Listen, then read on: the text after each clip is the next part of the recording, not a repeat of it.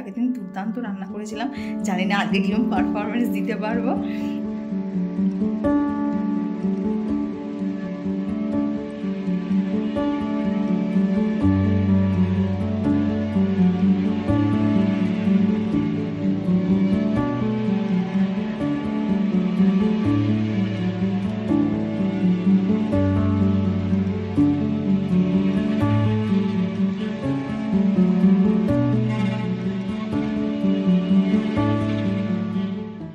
Good afternoon সকলকে। এখন ঘড়িতে বাজে হচ্ছে ওই বিকেল আর সন্ধ্যের মাঝামাঝি সময় 5টা।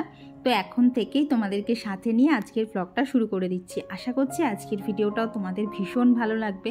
তো প্রত্যেক দিন তো ভিডিওটা সকাল থেকেই শুরু করি, তো যথারীতি গত রবিবারেও সকাল থেকেই শুরু করেছিলাম, কিন্তু তোমাদেরকে গত ভিডিওতে বললাম না কারেন্ট ছিল না, যার জন্য ভিডিওটা বন্ধ করে দিতে হয়েছিল। তো ভাবলাম তাহলে বিকেলবেলা তো অনেক কিছু আছে, তাহলে সেইটাই তোমাদের সাথে একটু শ্যুট করে শেয়ার করা যায়।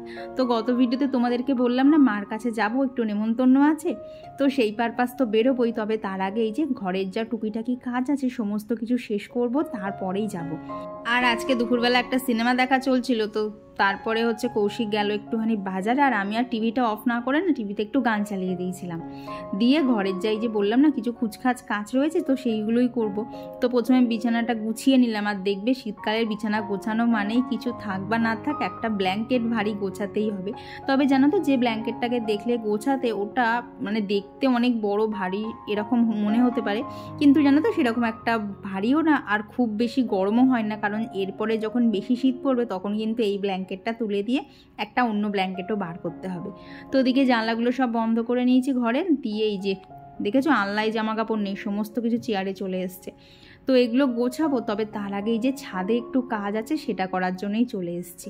তো আগের দিন দেখেছিলে না মার সাথে বাজারে গিয়ে একটা গাছের বাল্ব এনেছিলাম, তো সেদিনকে তো নামটা বলতে পারিনি। তো এটা হচ্ছে গ্ল্যাডিওলাস ফুলের বাল্ব। তো মা বলেছিল এগুলোকে একটুখানি জলে ভিজিয়ে রাখতে, তারপরে বিকেলের দিকে আর কি মাটিতে বসিয়ে দিতে। তো সেই রকমই আর কি জলে ভিজিয়ে রেখেছিলাম, আর এই যে বিকেলবেলা চলে এসেছি এখন মাটিতে বসাবো। আর জানো তো এই দোপাটি গাছটা দেখছো পাতায় কিরম সাদা সাদা হয়েছে, তো এটাতে না কিছু একটা পোকামোকা হয়তো লেগেছে, কারণ না গাছটাতে আর সেরকম একটা ফুল হচ্ছে না। তো ভাবলাম তাহলে এই গাছটাকে তুলেই দেই। তবে তার আগে গাছে যেগুলো না একটুখানি মোটা মোটা বীজ হয়েছিল, তো সেগুলোকে না পাশের টবের মাটিতে ফেলে দিলাম, যদি গাছ বেরিয়ে যায়। তো ওই দোপাটি গাছটা তুলে নিয়েছি, আর এদিকে দেখো আমার কাগজ ফুল গাছে কত ফুল এসছে। এবার শুধু একটা ছাদে হচ্ছে আর কি গোলাপি কালারের কাগজ ফুল দরকার, সেই কালারটাও দারুণ লাগে। ওই যে মা হচ্ছে চারা করে দিয়েছে, কিন্তু চারাটা আরেকটু বড় হোক তারপরেই আনবো। তো এইখানে দেখো ফুলের যে বাল্ব নিয়ে এসেছিলাম, তো এখন আপাতত আমার কাছে আর টব নেই, ওই জন্য একটা টবেই এই যে দুটো বসিয়ে দিয়েছি। তো এখন দেখি কীরকম কি হয়, যদি পরে আলাদা করতে লাগে না তাহলে পরে আলাদা করে দেবো। তো এইখানে বাল্বগুলো বসিয়ে দিয়ে জল দিয়ে দিয়েছি। আর তার থেকেও বড় একটা কাজ ছিল, সেটা হচ্ছে অনেকটা খোল পচিয়েছিলাম, তার থেকে যা সুগন্ধ বেরোচ্ছে কি আর বলবো, মানে এত সুগন্ধ বেরোচ্ছে সমস্ত পারফিউমকে হার মানিয়ে দেবে।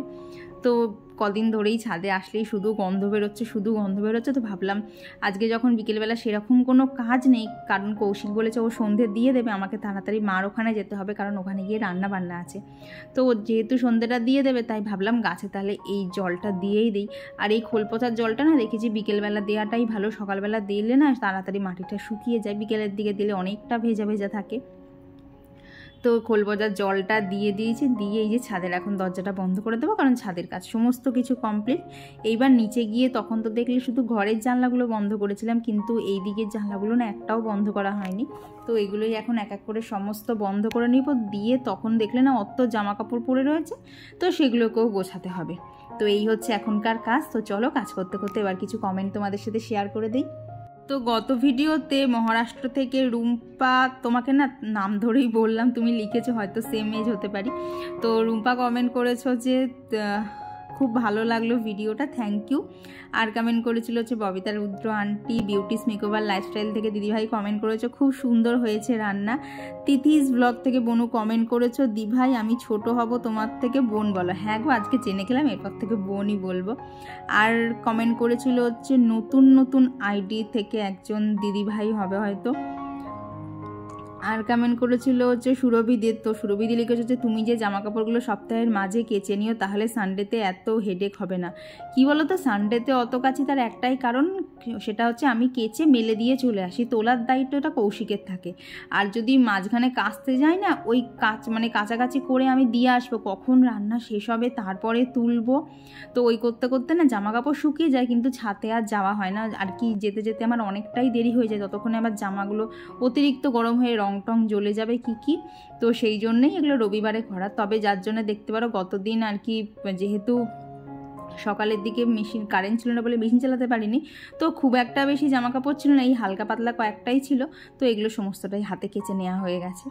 আর কেয়া সাহা দিদিভাই বলেছো, ঠিক বলেছো, আমারও গাছের পাতায় পোকা লাগছে, তুমি একটা কাজ করো, ন্যাপথলি গুঁড়ো করে জলের সাথে মিশিয়ে দাও। তো সবে তো আর কি হলুদ জলটা দিলাম, এখন আপাতত অতটা নেই, তবে যদি আবার পরবর্তীকালে হবে তো বটেই, তো যখন হবে তখন আবার দেখবো খুনি ন্যাপথলি গুঁড়ো করে দিয়ে। আর গত ভিডিওতে কমেন্ট করেছিল পায়েল 36 থেকে পায়েল দিদিভাই। তো দিদিভাই তুমি যেটা বলেছো না মেসেঞ্জারের লিঙ্কটা দিতে, তো অবশ্যই আমি দিয়ে দেবো।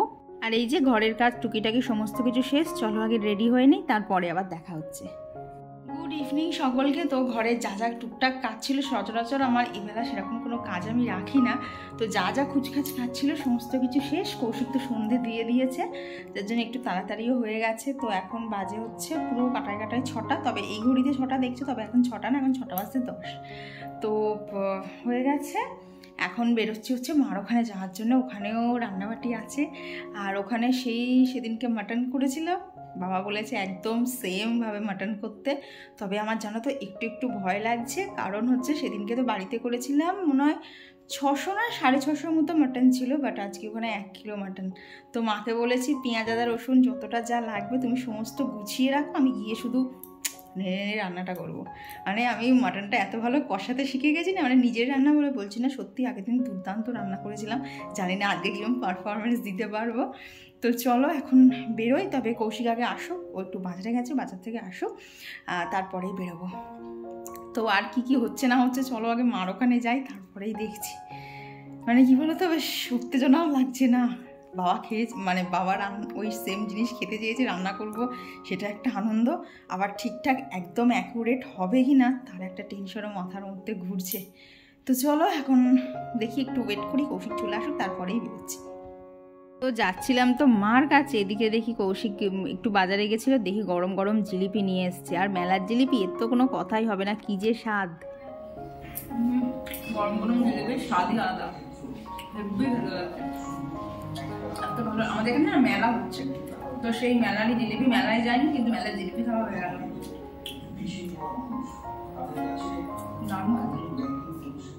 আর এরপর এই যে আমি বেরিয়ে পড়েছি হচ্ছে মার কাছে যাওয়ার উদ্দেশ্যে। তো এখন আমি একাই যাচ্ছি, কৌশিক এখন যাবে না, কৌশিক পরে আসবে, কারণ এখন গিয়ে ওর কোনো কাজ নেই, কারণ এখন গিয়ে সম্পূর্ণটা আমাকে রান্না করতে হবে। তো ও সেখানে বসে বসে ওরই বোরিং ফিল লাগবে, তো ওই জন্য ওকে বলেছি তুমি পরে এসো, আমি একে চলে যাই। আর এদিকে এসে দেখি মা অলরেডি সমস্ত জোগাড় যন্ত্র শুরু করে দিয়েছে। মা এখন হচ্ছে দোকানে চলে গেল, এখন আমি বাড়িতে একা, এখন আমি মনোযোগ সহকারে রান্না করব। তো যার জন্য ভাবলাম ওইসব কুর্তি ফুর্তি থেকে রান্না করার থেকে না একটা নাইটি পরে রান্না করা ভীষণ, বলতে পারো বেশ খোলামেলাভাবে রান্না করা যায়। তো এই নাইটিটাই পরেছি। আর দেখবে এই ফিলিংসটা তো আমার কাছে খুব হয়, মার কাছে আসলে না, মানে মা যদি একটা রং চড়া নাইটিও দেয় পরার জন্য, সেটাই যেন হেভি লাগে পরতে। যতই হোক দেখবে মেয়েদের নিজের বাড়ির প্রতি না টান একটা আলাদা থাকে, যত ওই বাড়িটা গোছাই যাই করি, এই বাড়িটায় আসলে যা শান্তি সেটা কি জানে ওই বাড়িটাই নেই। এই বাড়িটায় আসলে যেন মনে হয় সমস্ত ভাবনা চিন্তা এক সাইড, আমি একটা সাইড। তো এখন এত কথা বলছি, এখন অনেক কিছু হবে। এখন হচ্ছে মা মোটামুটি সমস্ত পেঁয়াজ আদা রসুন টসুন সব জোগাড় করে দিয়ে গেছে, কারণ আমি মা রান্না করে না চট করে কিছু খুঁজে পাই না। তো মা সমস্ত কিছু জোগাড় করে দিয়ে গেছে, দিয়ে এখন আমি মাটনটা বসাবো। এমনকি মা মাটন সেদ্ধও করে দিয়ে গেছে, মাকে যেভাবে বলেছিলাম। তারাও বলবো, তোমাদেরকে বলে দিচ্ছি, হচ্ছে আদা রসুন বাটা, নুন, হলুদ, লঙ্কার গুঁড়ো আর সামান্য সর্ষের তেল আর টক দই, এই 6টা জিনিস দিয়ে মাংসটাকে বেশ ভালো করে ম্যারিনেট করে মা হচ্ছে 2টো না 3টে সিটি দিয়ে গেছে। কারণ মার কুকারটা না আমি বুঝতে পারি না কটা সিটিতে কীরকম সেদ্ধ হয়, তো মা পুরোপুরি সেদ্ধ করে দিয়ে গেছে। এইবার জাস্ট আমাকে কষিয়ে টষিয়ে রান্না করতে হবে। তো এখন হচ্ছে বড় একটা পরীক্ষা যে সেদিনকে যেভাবে বাড়িতে রান্না করেছিলাম সেভাবে আজকে করতে পারি না। ও আর এই ফাঁকে একবার চিকেন পকোড়াও হবে অ্যাজ আ স্টার্টার। তো এখন অনেক কিছু বানাবো, তো চলো তোমরা ভিডিওটা দিতে থাকো। আজকের এই ভিডিওটা অনেকটাই পুরোপুরি রান্নাবান্না বেসিসই হচ্ছে। আমার এইটুকু সংসার জীবনে আমি যা রান্না শিখেছি সব কিছু এখন গিয়ে অ্যাপ্লাই করবো। তো চলো এখন রান্নাটা শুরু করা যাক। তো তোমাদেরকে তখন বললাম না মা অনেকটাই জোগাড় করে রেখে গেছে। তো মা হচ্ছে আলু কেটে দিয়ে গেছে, পেঁয়াজ কেটে দিয়ে গেছে, আদা রসুনটা পেস্ট করে দিয়ে গেছে, এমনকি মাটনটাকেও সেদ্ধ করে দিয়ে গেছে। আমার শুধু দাঁড়িয়ে দাঁড়িয়ে রান্নাটুকু করে নিতে হবে। তো সেই মতো এই যে প্রথমেই দিয়ে দিলাম হচ্ছে কড়ার মধ্যে বেশ অনেকটা সর্ষের তেল, কারণ মাটন সর্ষের তেল ছাড়া ভাবাই যায় না, মানে সর্ষের তেল না করলে ভালো হবে না। তো তার মধ্যে দেখো মা যতটা পেঁয়াজ কেটে দিয়েছিল, এখানে মোটামুটি 1 কেজি মতো মাটন আছে, তো কতটা পেঁয়াজ দিয়েছে আমার জানা নেই, তো অনেকটাই দিয়েছে, মনে হয় 200-250 গ্রাম মতো পেঁয়াজ দিয়েছে। তো ওখানে পেঁয়াজটাকে বেরেস্তা করতে দিয়েছি, দিয়ে এই যে বললাম না মাটনটা মা সেদ্ধ করতে দিয়ে মানে সেদ্ধ করে দিয়েই গেছে। তো এখন আমি এই যে মাটন আর মাটনের স্টকটাকে আলাদা করে নিলাম। তো এইদিকে দেখো আমার কিন্তু পেঁয়াজটা অনেকটাই ভাজা ভাজা হয়ে গেছে, তবে আরও বেশ খানিকক্ষণ সময় নিয়ে ঠিক এইভাবে লালচে করে ভেজে নিয়েছি। তো বেরেস্তাটা হয়ে গেলে এখন বেরেস্তাটাকে তুলে নেব, দিয়ে একটু ঠান্ডা হোক, তারপরে হচ্ছে বেরেস্তাটাকে পেস্ট করব। আর এই পেস্টটা দিয়েই হচ্ছে আজকে রান্নাটা হবে। তো এই যে বেরেস্তাগুলো এখন ঠান্ডা করতে রেখেছি, তো কড়াটা তো এখন ফাঁকা ছিল, আর সেই ফাঁকে এইখানে যে আলুগুলো দেবো মাংসের মধ্যে, তো সেই আলুগুলোকে এখানে নুন আর হলুদ দিয়ে ভেজে নিচ্ছি। তো আজকে জানো তো আমি অন্য সময় মার রান্নাঘরে এলে চট করে তো কিছু খুঁজে পাই না, তো আজকে বাড়ি এসেই প্রথমেই মাকে বলে দিয়েছিলাম তোমার কোথায় কি আছে আগে আমায় বলে দাও, নাহলে আমি সে অন্ধের মতো রান্নাঘরে হাতড়াই। তো এইদিকে আসার সময় না আমি চিকেন নিয়ে এসেছিলাম, তো এই চিকেনটাকে এখন ধুয়ে নিলাম, কারণ এটা দিয়ে হবে হচ্ছে পকোড়া। তো চিকেনটা ওখানে ধুয়ে নিয়ে বললাম না বেরেস্তাটা ঠান্ডা হলে কি পেস্ট করে নেব। তো ওদিকে আলুটাও প্রায় ভাজা হয়ে গেছে, তো এখানে বেরেস্তাটাকে ভালোভাবে পেস্ট করে নিয়েছি। দিয়ে এইখানে হচ্ছে ওই তেলের মধ্যেই গোটা গরম মশলা, শুকনো লঙ্কা, তেজপাতা ফোড়ন দিয়ে যে বেরেস্তাটাকে পেস্ট করলাম সেটা এর মধ্যে দিয়ে দিয়েছি। আর মাকে আর বললাম না মা হচ্ছে আদা রসুন আর কাঁচা লঙ্কাটা পেস্ট করেই রেখে গেছিলো, তো সেটাও এখানে দিয়ে দিয়েছি। দিয়ে এখন বেশ ভালো করে কষিয়ে নিতে হবে যতক্ষণ না এইভাবে কালারটা চেঞ্জ হয়ে যায়। তো তারপর এর মধ্যে নুন আর হলুদ দিয়ে আবারও এই ধরো মিনিট খানেক মতো নাড়াচাড়া করে নিয়েছি। তারপর এর মধ্যে হচ্ছে যে মাটনটা মা সেদ্ধ করে রেখে গেছিলো সেই মাটনটাকেই এখানে দিয়ে দেব। দিয়ে এইবার হচ্ছে শুধু মানে নাড়াচাড়া করে কষানো, মানে মাটনটাকে তেল ছাড়বে আর এই মশলার সাথে কষানো হবে। আর এই কষানোটার যে কী স্বাদ হয় সেটা ভাষায় বলে বোঝানো না, এত সুন্দর খেতে হয় আর তেমনি গন্ধ বেরোয়, মানে খুব ভালো হয়। এইভাবে কেউ যদি করে না থাকো একবার করে দেখো। তো ওদিকে মাটনটা কষতে দিয়ে এইখানে দেখো বেশ খানিকটা বলতে কি 2টো মতো টমেটো নিয়েছিলাম, তো ভাবলাম 2টো টমেটো একবারে দেবো, যদি মিক্সারের জারটা ওভারফ্লো করে যায়, তো সেই জন্য খানিকটা টমেটো আগে পেস্ট করে নিয়েছি। তারপর বাদ বাকিটা দিয়ে এখানে দিয়ে দিলাম হচ্ছে গোটা জিরে আর হচ্ছে গোটা ধনে, আর সামান্য পরিমাণে জল দিয়েছিলাম, দিয়ে এটারও একটা পেস্ট বানিয়ে নিয়েছি। তো দেখো এইখানে কিন্তু মাটন থেকে পুরো তেল ছেড়ে এসছে। এইবার যেটা দেখলে না টমেটো জিরে আর ধনের যে পেস্টটা করেছিলাম সেই পেস্টটা এখানে অ্যাড করে দেব, দিয়ে আবারও বেশ খানিকক্ষণ ভালো করে নাড়াচাড়া করে নেব যাতে এই মশলাটার কাঁচা গন্ধটা খুব ভালো করে চলে যায়। তো এইবার দেখো সমস্ত কিছু দিয়ে মাটনের কালারই কিন্তু চেঞ্জ হয়ে গেছে, এখানে কোনো রকম লঙ্কার গুঁড়ো দিতেই লাগেনি। মানে যখন হয় না আমরা বেশি ভালো রান্না করতে গেলে একটু কাশ্মীরি লঙ্কার গুঁড়ো, এখানে সেসব কিছু অ্যাডও করতে লাগেনি। তো তারপর ওখানে যে মাটনের স্টকটা ছিল সেটা দিয়ে দিয়েছি, আর যে আলুগুলো ভেজে রেখেছিলাম সেটাও দিয়ে দিয়েছি। দিয়ে এইখানে হচ্ছে এখন রান্না প্রায় শেষের দিকে, আর মিনিট 5-7 লাগবে। তো তার আগে এইখানে হচ্ছে মাটনের যে চর্বিগুলো ছিল সেখানটাও অ্যাড করে দিয়েছি, কারণ এই চর্বি খেতে হচ্ছে আমি আর বোন ভীষণ ভালোবাসি। আর এই তো এখন রান্না পুরো শেষ, এবার পরিমাণ মতো গরম জল দিয়ে দিয়েছিলাম। আর হ্যাঁ, তোমাদেরকে যেটা দেখানো হয়নি সেটা হচ্ছে একটুখানি মিট মশলা দিয়েছিলাম, তোমরা যে কোনো ব্র্যান্ডের ইউজ করতে পারো, তো মার কাছে এইটা ছিল আমি ওই জন্য এটাই দিয়েছি। তো তারপর পরিমাণ মতো জল দিয়ে ভালো করে ফুটিয়ে নিয়েছি। আজকে একটুখানি মানে মশলাটা বেশি দিয়ে একটু বেশ কষা কষা মতোই করার চেষ্টা করেছি। তো এখানে আমার মাটন একদম রেডি, তো এটাকে এখন ঢাকা দিয়ে রেখে দেবো, কারণ এখানে আর কিছু করার নেই। আর তখন দেখলে না চিকেনটা ধুয়ে রেখেছিলাম, তো সেই চিকেনের মধ্যেই এখন হচ্ছে নুন হলুদ একটুখানি লঙ্কার গুঁড়ো আর বেশ খানিকটা হচ্ছে ময়দা, তো এই ময়দা টয়দা দিয়ে হ্যাঁ এখানে পেঁয়াজ আদা রসুন আর কাঁচা লঙ্কা বেটে রেখেছিলাম সেটাও দিয়ে দিয়েছি। তো সমস্ত কিছু দিয়ে ভালো করে মাখিয়ে নেওয়ার পর এখানে দিয়ে দিলাম হচ্ছে কর্নফ্লাওয়ার আর তার সাথে দেবো হচ্ছে একটা কাঁচা ডিম। তো এই সমস্ত কিছু দিয়ে এখন মানে চিকেন পকোড়ার জন্য ম্যারিনেশনটা করে রাখবো। তো এক এক করে মা বোন তারপরে হচ্ছে চিরদীপ সবাই এক এক করে আসুক, বাবা আসবে, তো তারপর এগুলো আর কি খেপে খেপে ভাগ ভাগ করে ভাজা হবে, কারণ যে যখন আসবে তখন তাকে গরম গরম দিলেই খেতে ভালো লাগবে বেশি। তো এখানে রান্নাঘরের কাজ মোটামুটি শেষ, তবে এই রান্না করতে গিয়ে চারিদিকটা প্রচণ্ড নোংরা হয়ে গেছিলো। তারপর অনেকগুলো বাসনও বেরিয়েছিল, তো খুব একটা বেশি না, ওই 5-6টা মতো। তো ভাবলাম এগুলোকে আর বেসিনে রেখে লাভ নেই, এগুলোকে মেজে ফেলাই ভালো। দেখছো তো একদমই অল্প বাসন। তো বাসন কটাকেও মেজে নিয়েছি, নিয়ে বাসনগুলো জায়গার জিনিস জায়গায় রেখে রান্নাঘরটাকে পুরো পরিষ্কার করে নিয়েছি। তো আর এদিকে না ভাতও বসিয়ে দিয়েছি, 1 ফুট দিয়ে রাখবো, তারপরে আবার মা এসে ভাত বাকিটা করবে। তো এই হচ্ছে এখনকারের মতো কাজ। তো আমার রান্নাবান্না সমস্ত কিছু কমপ্লিট হয়ে গেছে। শুরু করেছিলাম তখন কটা 7টা বাজতে 10 দেখেছিল, এখন 8:30 বাজে। তো রান্নাবান্না কমপ্লিট করে ওখানে রান্নাঘরটা একটু ছড়িয়ে গেছিলো, সেগুলো পরিষ্কার টরিষ্কার দেখলে তো রান্নাঘর একদম ক্লিন করে রেখেছি। তো এখনও অবধি যারা যারা আসার কেউ আসেনি, শুধুমাত্র কৌশিক এসছে। দেখো শুয়ে শুয়ে ফোন ঘাটা শুরু করে দিয়েছে। আমি এখন একটুখানি বসি আর দেখি মাকে ফোন করি আসতে বলি, একা একা ভাল লাগে বলো তো, এত কিছু করছি কেউ নেই। কৌশিক তো তাও খানিকক্ষণ আগে এসছে, তাহলে আমি ভোভা গান মানে আমি গান শুনছিলাম আর হচ্ছে রান্না করছিলাম। তো এই হচ্ছে ব্যাপার। তো দেখি এখন রান্না তো হলো, এখন কে খেয়ে কীরকম বলে সেটাই হচ্ছে প্রশ্ন। তো এখন আর ভিডিও করবো না, আগে সবাই আসুক তারপরে আবার ভিডিওটা অন করছি। আর এরপর না মিনিট 10-এর মধ্যে এই যে বোন চলে এসেছিল, তবে বোন একা আসেনি, ওর সাথে চিরদীপও এসেছিল। তো ও তো ঘরে এসে বলছে, দিদি তুই কি রান্না করেছিস, এত গন্ধ বেরোচ্ছে, রীতিমতো আমার মানে নাইটিটাকে টানতে টানতে রান্নাঘরে নিয়ে যাচ্ছে। আসলে আমি খানিকক্ষণ আগে এসেই বসেছিলাম, উঠতে ইচ্ছা করছিল না, কিন্তু রীতিমতো দেখো এইভাবে জামা টানতে টানতে রান্নাঘরে নিয়ে গেল। ওকে এখন মানে আমি মাটন না দিই, ওকে এখন আমাকে ঝোল আর আলু তুলে দিতেই হবে। তো তারপর বেশ খানিকক্ষণ বাদে এই যে মা চলে এসছে হচ্ছে আমার ফেভারিট ফুচকা নিয়ে।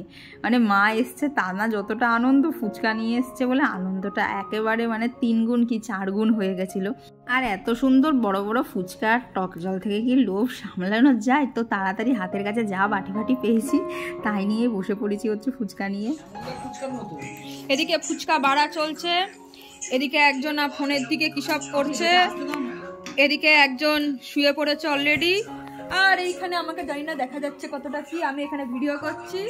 এই ফুচকাগুলো বড় বড়, টক জল কম, আলু মাখাও কম, এইটা হয়ে গেছে প্রবলেম।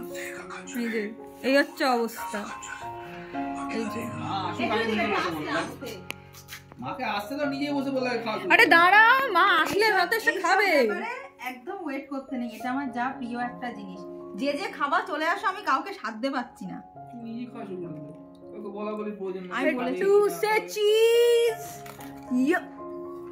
এবার আমাকে খেতে দে। বাড়িতে কি খেয়েছে বলো তো?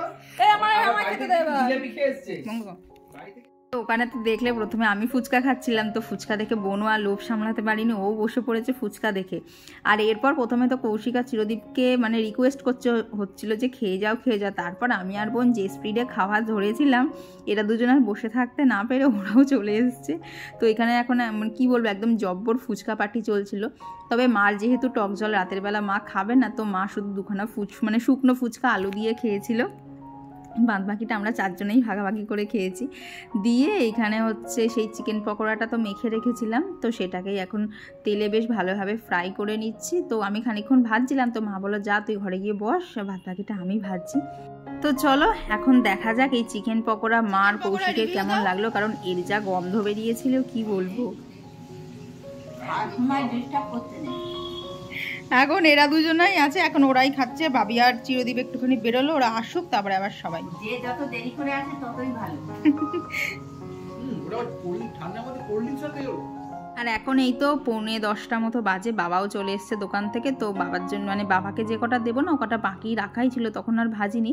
তো বাবা আসলে তারপরেই ভেজে দিয়েছিলাম, কারণ এগুলো তো গরম গরম খেতেই ভালো লাগে। তো অনেকক্ষণ গল্প টল্প হয়েছে, তারপর খাওয়া দাওয়া কমপ্লিট করে তো বাড়ি যাচ্ছিলাম। কিন্তু বাড়ি গিয়ে যে কি অপেক্ষা করছিল আমাদের জন্য এই মুহূর্তে বসেও জানতাম না। আমরা যেমন বাড়ি টাড়ি যাই ঠিক তেমনই বাড়ি যাচ্ছিলাম। না ওটা আজকে ফেলে দিয়েছি। তো আমাদের ঘোরাঘুরি সমস্ত সমস্ত কিছু কমপ্লিট। এবার কোনো কারণে বাড়ি গিয়ে বডিটা এরকম করে ফেলে দিতে হবে।